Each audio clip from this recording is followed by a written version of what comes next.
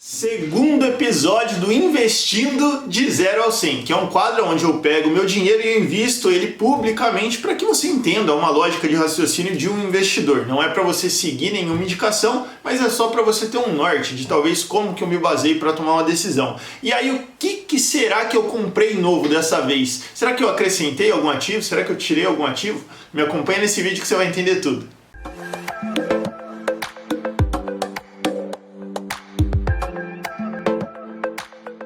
Bom, pessoal, então a gente está no segundo episódio desse quadro, que eu particularmente gosto bastante, acho que vai ajudar bastante você, investidor iniciante, mas eu preciso dizer antes de mais nada, isso não é indicação de investimentos. Eu estou fazendo isso com o meu dinheiro, se eu for afetado, sou eu unicamente que vou sofrer o impacto disso, e você deve seguir a sua linha de raciocínio, porque a realidade da sua vida é completamente diferente, talvez, da minha realidade, beleza? Dito isso, eu queria dizer para você, não se esquece de se inscrever aqui no canal, isso é muito importante para mim, para que eu consiga chegar a mais pessoas e ajudar mais pessoas também. E é uma forma de você retribuir se é que eu estou conseguindo te ajudar. Beleza? Então agora vamos para o conteúdo. Vamos lá então. Então olha só, eu estou aqui com o Kinvo aberto. Qual que foi o desempenho da minha carteira? O desempenho da minha carteira no mês passado eu tive 1% de rentabilidade, 1,10%, e nesse mês eu estou gravando no dia 21 e estou com uma rentabilidade negativa de 1,22%. Ah, Eduardo, caiu, o que está acontecendo? Gente, eu não estou pensando agora, eu estou pensando no longo prazo, eu quero ver a sustentabilidade das empresas.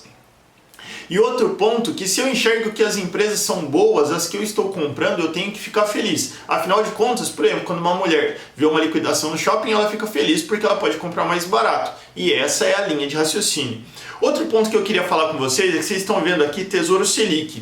No episódio passado eu falei para vocês que eu ia transferir o dinheiro do meu caixa para o Nubank e ia deixar lá. Mas eu acabei achando melhor colocar no Tesouro Selic. Por quê? Porque assim, para vocês, fica uma visibilidade melhor. Por exemplo, ó, eu estou aqui no site da Rico e se eu tivesse colocado no Nubank, ia ter que abrir 2 sites, mostrar para vocês e aqui fica tudo compilado em um lugar só, eu acho que fica mais fácil. Então o meu caixa não está no Nubank, o meu caixa está no Tesouro Selic. E aí olha só, vamos lá, qual que foi o desempenho das ações? Quando a gente olha aqui, ó, vamos colocar aqui meus produtos. Nos meus produtos, o que caiu? Caiu Itaúsa, aqui ó, menos 5,77, e também caiu Equatorial. Como eu disse para vocês, gente, isso pode ser um sinal muito positivo para mim. Eu não vejo isso com maus olhos. E como que eu vou fazer essa divisão agora? Qual que é o dinheiro que eu vou aplicar? Então eu transferi mais 10 mil reais para a corretora. Vou aplicar esse dinheiro aqui hoje. E tem 10, na verdade 10.025. Por quê? Porque se você olhar aqui, ó,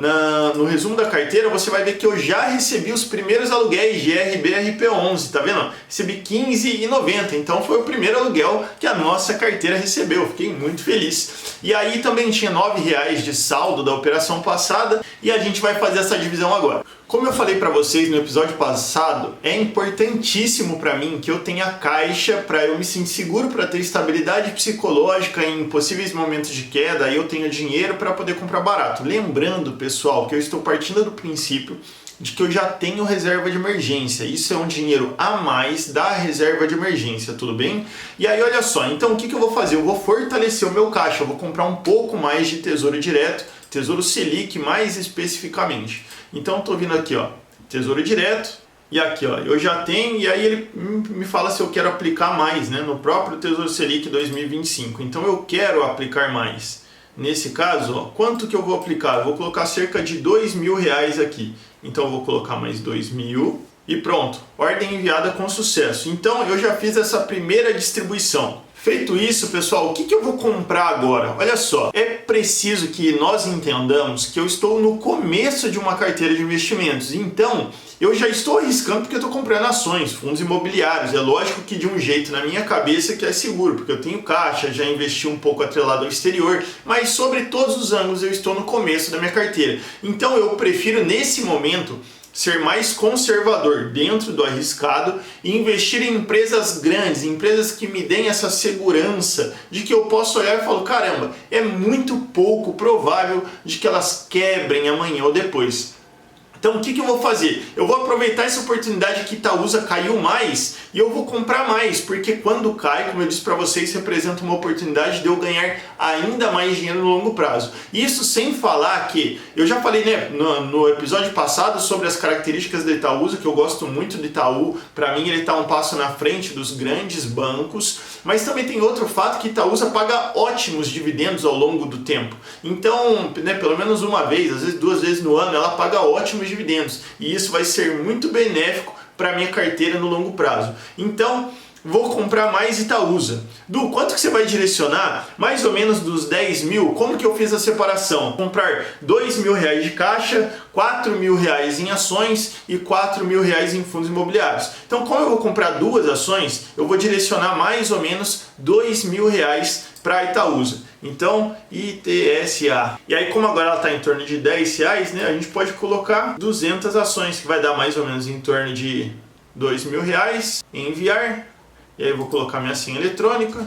Muito bom. Ordem enviada com sucesso. Du, e agora? Qual que vai ser a próxima ação que você vai comprar? Gente, eu estava olhando as ações, tentando analisar possibilidades. E mais uma vez eu cheguei em uma empresa muito sólida da Bolsa de Valores. Qual é essa empresa? Petrobras. Por que eu vou comprar Petrobras?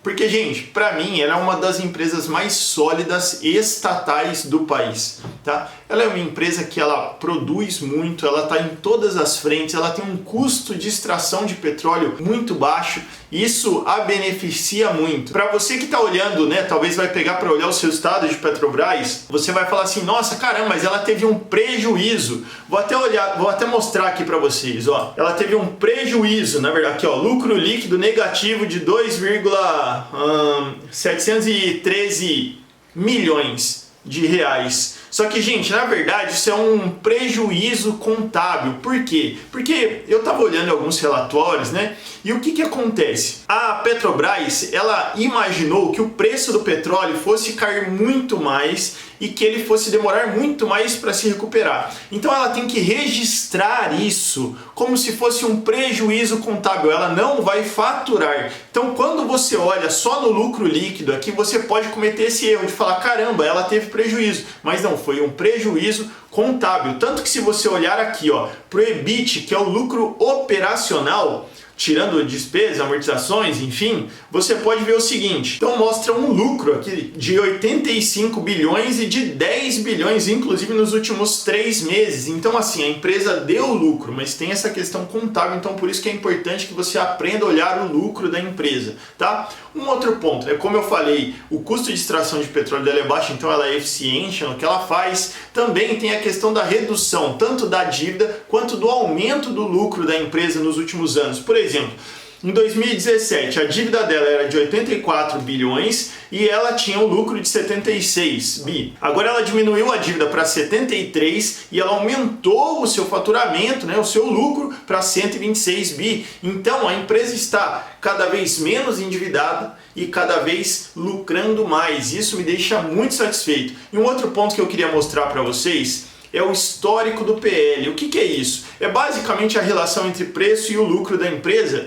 e mostrando para vocês como que é a base dela dos últimos anos. Se a gente pegar os últimos 10 anos aqui, ó, nos últimos 10 anos a gente pode ver o seguinte, ó, que ela esteve aqui, ó, numa média mais ou menos entre 8, 9, 10, 12 o PL, e aí depois caiu porque a empresa deu prejuízo, principalmente com esses escândalos de corrupção. Depois ela explodiu, só que isso aqui está completamente fora do padrão. Então quando as pessoas perceberam que estava caro, começou a vender, obviamente, e agora ela está abaixo do preço, ela está abaixo da sua média histórica. Então isso me leva a acreditar que ela está descontada, que ela está barata e que eu posso comprar e ganhar um bom dinheiro lá na frente. Então eu vou comprar Petrobras também. Então vou vir aqui, 4, e também vou comprar em torno de 2 mil reais. E aí nesse caso seriam 100 ações. 100 ações vai dar aqui, ó, 2.200 e pouquinho. Então é exatamente essa quantidade que eu vou comprar de Petrobras. Enviar a ordem. Vou colocar minha senha. Prontinho, muito bom. Já enviei a ordem de Petro também. E agora vamos para os fundos imobiliários. Nos fundos imobiliários, eu vou acrescentar um fundo na minha carteira e eu vou justificar para vocês o porquê. Qual que é o fundo que eu procurei saber? Iridium, fundo Iridium. O que é esse fundo? Basicamente, o que diferencia dos outros fundos imobiliários, tá? Tem vários fundos como ele,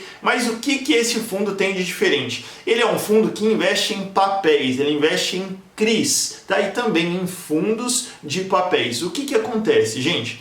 Você pode investir em tijolo, você pode investir em imóveis propriamente dito, você pode investir em fundos e você pode investir em papéis que atrelam o seu recebimento a imóveis. Basicamente, de forma resumida, não quero muito complicar muito isso, mas é basicamente isso. O CRI é um título que está atrelado ao imóvel. Então esse fundo, ele só investe, aliás, prioritariamente investe em papéis. 70% desse fundo está alocado em CRIs diversos. E aí olha só, quando a gente olha, qual que é o dividend yield? 0,70, multiplicando por 12, porque isso aqui é por mês, então dá mais de 6% ao ano. Isso aqui é um aluguel. Então, a renda fixa está pagando 2%, eu vou receber mais do que 6% mantendo, se o fundo manter essa média. Pode ser que não mantenha essa média por algum motivo, mas basicamente isso. E quando a gente olha para o PVP, quanto mais próximo de 1 tiver, melhor. Então 1,19 me mostra que assim,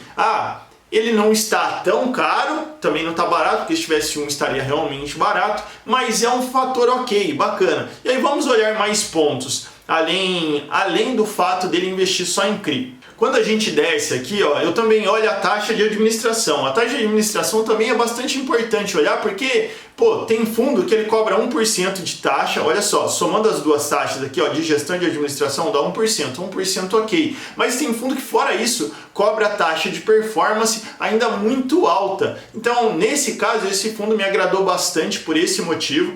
E tem um motivo importante pelo qual eu resolvi comprar um fundo de papel. Olha só, aqui ó, a gente vê o histórico de dividendos, então ele tem um histórico recorrente, ainda que não estável, ele oscila bastante, mas como eu não estou contando com isso nesse momento, então isso para mim é um fator indiferente, tá? E aí, dividend yield, olha só um detalhe bacana. Se tivesse investido nos últimos 12 meses 50 mil reais nesse fundo, na poupança você teria transformado esses 50 mil em 51.600 e nesse fundo você teria transformado em praticamente 58 mil reais. Gente, isso não quer dizer que vai voltar a acontecer, tá? Porque o ano passado foi um ano completamente diferente. Mas é um diagnóstico bacana você olhar, porque olha só de aluguel ele pagou R$ 4.500, que já dá bem mais do que a poupança. Então, poxa, olha só que bacana, isso me chamou bastante atenção. Então, olha só, para fechar, o porquê que eu resolvi comprar esse fundo? Por quê? Porque, na minha concepção, nesse momento da economia, ter um fundo de papel ele tem mais flexibilidade de mudanças de ativos. Tá? Então assim, eu não sei até que ponto que, por exemplo, um fundo só de tijolo, um fundo por exemplo, de shopping, ele vai ser afetado. Muito provavelmente vai ser muito mais afetado. Se você tem um fundo de papel, você consegue trocar de ativo com muito mais facilidade. Inclusive, quando um fundo faz uma nova emissão, ele dá para os cotistas comprarem mais ações, mais cotas desse fundo, ele consegue transformar isso em compra de papel muito mais rápido do que você escolher um imóvel. Então essa flexibilidade nesse momento me chama atenção. Já que eu já comprei um fundo de tijolo, agora eu vou colocar um fundo de CRI na minha carteira. Então vamos comprar esse fundo de CRI? Então olha só, IRDM11. E aí quantas cotas eu vou comprar? Como eu tinha direcionado mais ou menos R$2.000 e passou um pouquinho, então vamos comprar 15 cotas, dá quanto? Aí ó, vai dar certinho, ó, porque o outro passou R$200, esse aqui fica menos R$200. Então vai ser essa quantidade. Vou colocar aqui a minha senha. Muito bom. Ordem enviada com sucesso. E para fechar, pessoal, para não enrolar muito e o vídeo não ficar muito mais longo, eu vou comprar mais cotas de RBRP11. O nome é meio chatinho de falar, né? RBRP11. Por quê? Porque a cota dele caiu e eu continuo achando que ele é um bom fundo. Eu gostei dele quando eu analisei de lajes corporativas, então isso faz muito sentido para mim. Eu vou comprar o restante desse mesmo fundo para justamente aumentar a minha posição. Então, pessoal, já digitei aqui nas minhas contas aqui, é porque ele já não abateu, ele não abate tão rápido, mas falta mais ou menos R$2.000. Então eu vou colocar aqui mais cerca de 20, não dá mais, 22. Prontinho, 22 cotas. Vou comprar mais 22 cotas desse fundo que eu já tinha gostado bastante.